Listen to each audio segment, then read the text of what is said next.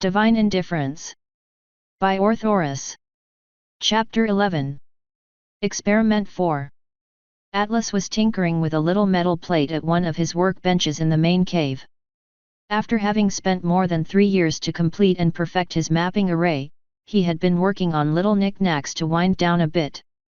With no rhyme or reason, whatever popped into his head was made with varying success. Right now, he was working on something that could possibly revolutionize Equestria forever, the light switch.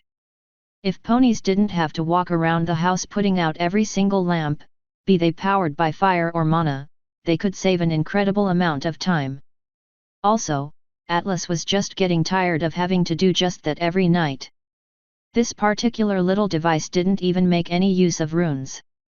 Atlas decided that he had seen enough runes over the last experiment to last him the next few years, so he concentrated his efforts into studying spells of different schools once again.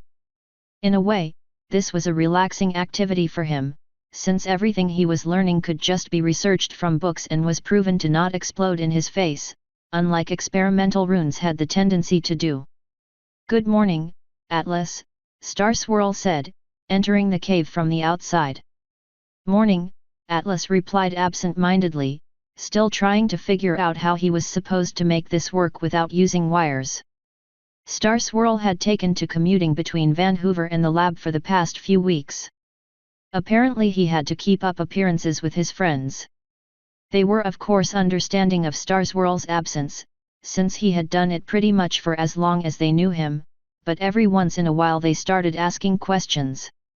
Acting like he was just out in the city somewhere doing his usual odd jobs and returning in the evening painted an image of a hard-working Star Swirl, while he was able to freely visit Atlas and Discord in their secret lab. As per usual, Star Swirl plopped down at his own workbench opposite from Atlas's, and began pulling out scrolls and books from the various storage containers close to him. He was meticulously arranging them so that he could easily overlook everything when Discord emerged from the bedroom door. "Gee morning," he mumbled, rubbing at his eyes in an attempt to banish the last vestiges of sleep. The two working stallions answered absent-mindedly, something Discord had grown used to by now. Since he wasn't exactly helping out with their research, Discord was free to do as he pleased for the most part. Not wanting to just bum around all day, he had taken it upon himself to help the hard-working stallions wherever he could whenever he wasn't doing something by himself, like preparing for his next theatrical performance. "Did you guys have any breakfast yet?" Discord asked, getting a duo of half-committed grunts in reply, which he interpreted as no. "I'll whip us something up, then." This suited him just fine, since he was hungry as well. Discord strolled into the kitchen area at a lazy pace, well aware that he didn't need to rush anything. He got to work on making some sandwiches for the lot of them, since they were easy to eat while being focused on something entirely different. Whenever Atlas and Star Swirl got their heads into something, it was almost impossible to drag them away for a prolonged amount of time, even if this just meant 10 minutes of proper breakfast. He distributed them onto 3 plates and went back into the main cavern, setting one place down on a free spot on Star Swirl's desk before making his way over to his father. "So what are you making this time?" Discord asked while setting down Atlas's plate, which he gratefully accepted. "Looks simple. It's going to be a light switch," Atlas said while munching on the first of his sandwiches. "If I can get it to work, that is." "What's a light switch?" Discord asked. "It's a small switch that you can flick to turn on or off any lights that are connected to it," Atlas explained. "Just a little something to improve the quality of life. Nothing too special." Discord leaned over Atlas's head to take a better look at the small device that was floating in Atlas's magic. Aside from the simplicity of the device, Discord was once again reminded of just how much he had grown over the past few years. Atlas had called it a growth spurt, and according to him, Discord was still supposed to get bigger. The thought was kind of strange to him, since he was already quite a bit taller than Atlas was by now. Just a few years ago, Discord was able to ride on Atlas's back. It had become somewhat of a safe spot for Discord, but now he was simply too big to even attempt such a thing. "Well, it was just a part of growing up, as Atlas had told him time and time again. Well, you know I can just turn all of them off with a snap of my talon, right? Discord said, finally. And you can do it too with a pretty simple spell, you know. Yes, I know, Atlas retorted. But this isn't supposed to be for me or you. Earth ponies and Pegasi don't exactly have the convenient cheats we have, so I'm thinking this could be really practical for them. I suppose you're right, Discord said. Well, good luck with that, I'm heading out into the forest for a bit. Alright, have fun out there, Atlas said. And make sure nobody follows you. I'm pretty sure after years of living here I should know that by now, Discord said, accentuating his statement with a roll of his eyes. Sorry, I just like saying it, Atlas replied with a chuckle. Makes it sound like we're some sort of secret organization. Well, with how much this cave is guarded, I guess we are sort of, Discord remarked before snapping his talon, making the empty plates disappear. Well, see you later. Atlas simply waved his hoof without turning around, starting to fiddle with his light switch again, pausing only to take notes every now and then. Discord shot one last look over to Star Swirl, who had somehow fit even more notes onto his workspace. The sight had almost something comical about it. With a chuckle, Discord headed outside, intent on finding something to entertain him, or make his own entertainment, depending on which happened first. Asterisk. It was late at night when Atlas magically glued his now working light switch between the doorways to the bedroom and the kitchen. Satisfied with its positioning, he gave it a flick with his hoof and with some satisfaction watched as every single monolamp inside the cave was turned off. Hey! Star Swirl called out. A little warning next time? I can't see. Oh, sorry, Atlas said and hastily turned the lights back on again. It's okay, Star Swirl replied with a sigh. I was just a little surprised. Well, at least it works as intended, Atlas said, pointing towards the little switch behind him. Congratulations, Star Swirl said, eyeing the switch. That didn't take you long at all to make. When did you start on this? Today. It was easier than I thought, Atlas waved him off. How about you? You've been working on that thing of yours forever now, and you still haven't even told me what you're actually researching. I just felt like this was something I had to do myself, Star Swirl explained. I know, I've heard you say this at least 100 times now, Atlas rolled his eyes. Doesn't make me less curious, though, Atlas paused and furrowed his brows. Wait, was? As in, you're finally done? Exactly. Star Swirl exclaimed with a big smile on his face. I actually finished up yesterday, I've just been going over it all one last time today. So you're finally going to do the big reveal? Or will we have to wait until tomorrow to find out what the great and mysterious Star Swirl has cooked up over the last 3 years? Atlas asked with some amused sarcasm. Oh no, I'll show you today, I can't wait to actually try this out. Star Swirl said, the excitement slowly creeping into his voice. Alright, cool, Atlas said, sporting a smile of his own at seeing his friend so excited. But let me get Discord first, you know how much he likes watching when we finally get to the practical tests. That, and we maybe, kinda, sorta have a bet going on what you've been making, Atlas muttered the last part under his breath, so that Star Swirl didn't hear him and went into the kitchen area, where Discord was currently doing the dishes from their dinner. Hey Discord! Atlas called out once he entered the kitchen. Yeah. Discord replied, not looking up from the dishes he was manually washing. Star Swirl is finally ready for his big reveal, come out and he'll show us. Discord immediately disappeared from his position, the dishes doing themselves now, and reappeared right next to Atlas, visibly excited. Well, what are we waiting for then? Discord asked. This has been bugging me for years. I'm pretty sure you could have just snuck in a peek whenever you wanted, Atlas said with a raised eyebrow. Sure, but where's the fun in that? Discord replied. There's also the problem that I most likely wouldn't understand half of what he's written down, and couldn't read the other because his writing's so bad. Atlas laughed at the remark and simply let himself be dragged along, back outside and towards Star Swirl, who was organizing and filing away most of his notes while waiting for them. "All right, Star Swirl, we're both here," Discord said. "I'm ready to start yesterday." "How fitting," Star Swirl said. "Because what I've been researching actually has a lot to do with time." "It does?" Discord asked with a confused tilt of his head. Atlas simply raised an eyebrow and decided to await further explanation. After a second, a thought struck him and a small blue book appeared out of nowhere, heeding his summoning.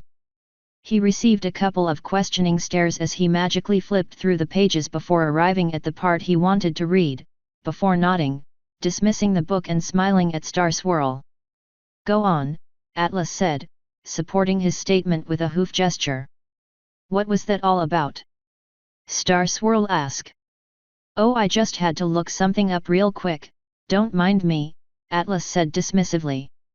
Star Swirl didn't know about Atlas's book, where he noted down everything he knew about the timeline, as well as the show in general. Discord did, though, and knew how it looked. He'd even read some of its contents when he was but a little child and therefore regarded Atlas suspiciously. Discord was smart enough to connect the dots and was now sure that something important was about to happen, and it had something to do with Star Swirl's new spell. "All right then," Star Swirl said, still confused, but willing to ignore Atlas's antics. "Well, why don't we just get to it then? Let's move into the experiment partition of the cave." "Why? Is there a risk of something blowing up?"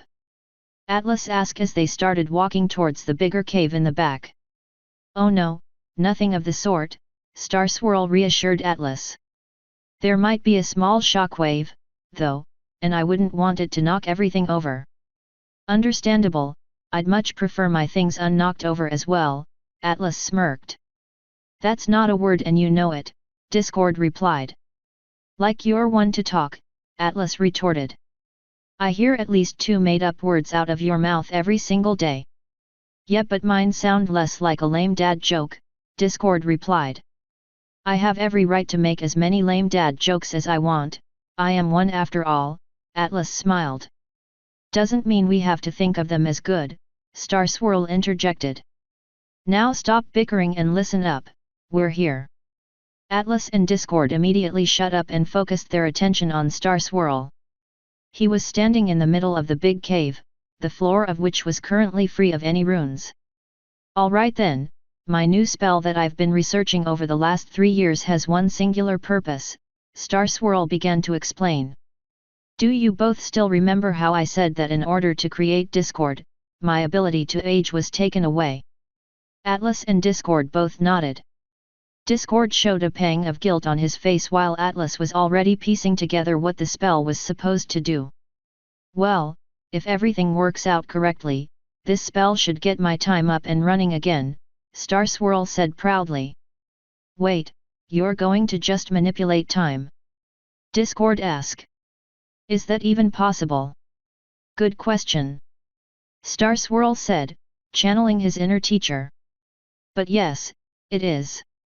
The very fact that my time was stopped in the first place should be evidence enough of the principle. In fact, I've used it as the basis for my theory." "That would be pretty amazing," Discord said. "Revolutionary, even." "Thank you, but I don't think that this should become public knowledge," Star Swirl said. "Since the actual spell allows some pony to actually travel through a certain amount of time, forwards as well as backwards, it could be very easily abused. So you want to travel through time, and by doing so, you hope that you can somehow kickstart your own time again?" Atlas asked to confirm his theory. "I don't know what kickstarting something means, but it sounds appropriate, yes," Star Swirl replied. "After copious scans of myself, I've found that my time wasn't completely taken away, and by applying enough stimuli, I should be able to replenish and kickstart it back up again." "I guess the fact that you're telling us now means that you've already tested your spell and it works?" Atlas asked. It does. Star Swirl said excitedly.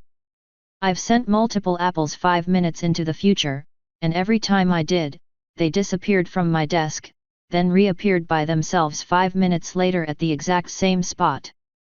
Will 5 minutes be enough? Discord asked curiously. Or will you have to travel further? That's what we're about to find out, Star Swirl smiled. By my calculations there should be about a 50-50% chance of it being enough. I'd rather not get too fancy and risk the spell failing by increasing the amount of time just yet, so today I'd like to try out 5 minutes first, and then run a few tests on myself to see if it worked. Alright, sounds like you've done your research. If you're that confident, I'll trust and support you, Atlas said. You did make sure that this was a safe thing to do for ponies, right? Well, it should be, Star Swirl said. There's no real way of knowing except for trying it out. Shouldn't we test it out on me first, then? Atlas asked skeptically. You know? Because of the whole not killable thing. I'm fairly certain that won't happen, Star Swirl said. The worst that could happen would be that the user's time gets skewed, but since mine already is, I think I'm more suited for the initial test. Atlas eyed Star Swirl for a while, thinking the proposition over before letting out a big sigh. Well, if you say so. Thank you, Star Swirl nodded his head.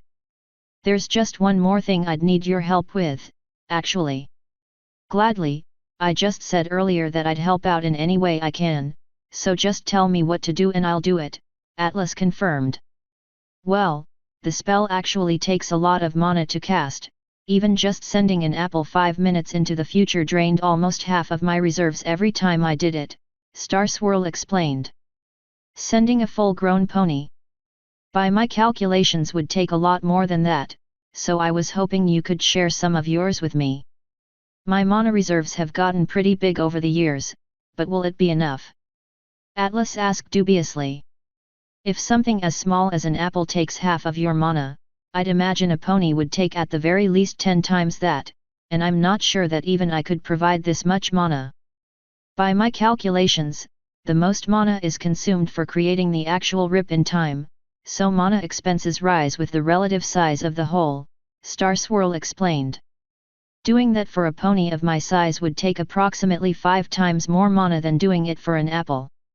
Atlas did the math in his head before nodding. Alright, that sounds doable, but even then, we'll be cutting it close. Couldn't I maybe chip in a bit as well? Discord asked from the sidelines. Whenever Atlas and Star Swirl started discussing the more intricate details of a spell, they tended to go into their own little world and forget about their surroundings, so he offered his help in an attempt to remind them of his presence. While I really appreciate the sentiment, I'm afraid the chaotic nature of your mana isn't suited for this kind of mana sharing, Star Swirl said with an apologetic look. But I'm grateful that you even offered your help, thanks. Alright then, Discord said, slinking back slightly. Discord still felt somewhat guilty about having taken away things from both Atlas and Star Swirl in order to be created. He knew it wasn't his fault and the other two reassured him time and time again that he had nothing to apologize for, but he still felt like he wanted to help, especially at an opportunity like this. Once more, it seemed like he was just doomed to watch from the sidelines and cheer for Star Swirl. Let's just get to it then, instead of just talking about it, Star Swirl said, slowly breathing out to calm down his nerves. Alright, I'll just supply my mana, it's up to you to tell me when to stop, alright? Atlas asked, getting into position a few feet away from Star Swirl. That'll be perfect, thanks, Star Swirl nodded. I'll begin casting the spell. True to his word, Star Swirl's horn began to glow his usual blue and he closed his eyes to concentrate on this complicated spell. Almost immediately, Atlas opened a channel between them and started supplying purple mana towards the spell, as this type of mana was especially suited to sharing between unicorns. They kept up this procedure for almost 10 minutes, causing Atlas to already feel his mana pool slowly emptying. Apparently it took slightly more mana than Star Swirl had calculated. Alright, that's enough, Star Swirl said between gritted teeth, trying to not disrupt his spell work. Atlas cut off his mana supply, his breath slightly labored after having lost so much of his reserves. He let out a deep breath and simply sat down where he stood, content to watch from now on, and was soon joined by Discord on his right side. The rest was now up to Star Swirl. See you in 5 minutes, Star Swirl said, before a bright flash of light, similar to a teleportation spell, occurred and he disappeared.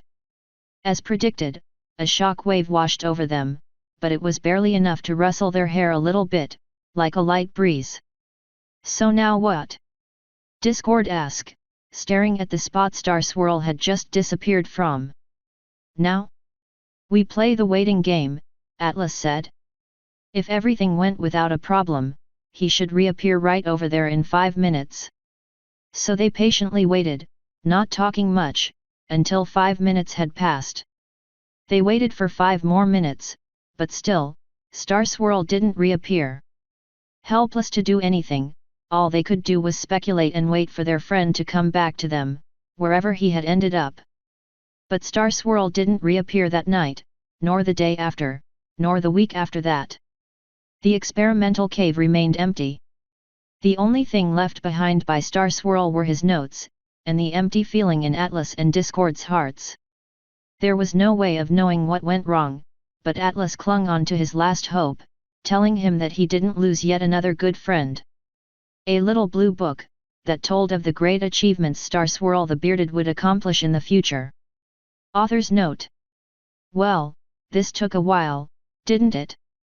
Reason being a combination of me being lazy, as always, Destiny 2 coming out, and Azrael being busy with school stuff. This isn't fully edited, but I thought I'd post it now anyway. Also, this is the last chapter of the second research arc. Next time, we'll start off this story's main arc, the one a lot of you have been waiting for. The Two Sisters. Once again, thanks to my editors Azrael and Alcatraz, as well as my proofreaders Kilobytes and Soren Mercer. Today's chapter was brought to you by this thing. Come join us in the Discord channel. Lonk. Or the official Divine Entertainment Group. Divine Universe. End author's note.